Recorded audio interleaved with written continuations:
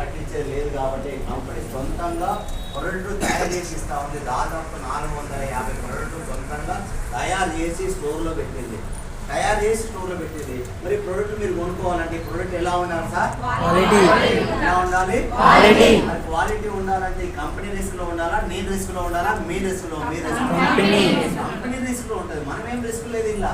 ఎందుకంటే పైసలు ఏమి ఒక్క రూపాయి కూడా కట్టేది లేదు కాబట్టి, కట్టించేది లేదు కాబట్టి, మోసపోయేది లేదు, మోసం చేసేది లేదు కాబట్టి ఈ కంపెనీ రిస్క్ లో ఉంటుంది తప్ప మనం ఎప్పుడు కూడా రిస్క్ లో ఉండడానికి అవకాశం లేదు. ఈ కంపెనీ ఏం చేస్తుంది సార్ అంటే ఒక 450 ప్రొడక్ట్లు తయారు చేస్తుంది సార్. ఎన్ని ప్రొడక్ట్ సార్? ఈ 450 ప్రొడక్ట్లు కూడా పైసల కోసం తయారు చేసే ప్రొడక్ట్ కాదు సార్.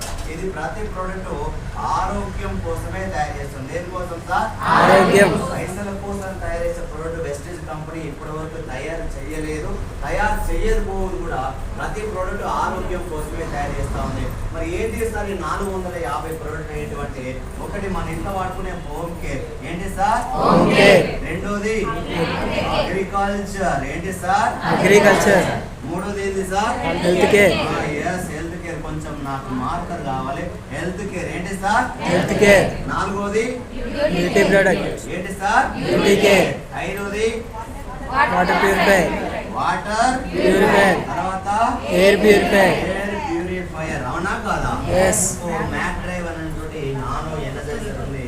ఈ 450 ప్రొడక్ట్ ఒక 5 రకాల ప్రొడక్ట్ తయారు చేస్తా ఉంది.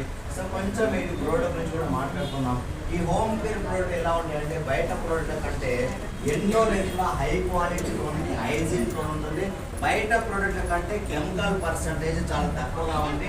మనకి ఎలాంటి సైడ్ ఎఫెక్ట్ లేకుండా ఆరోగ్యం వస్తుంది.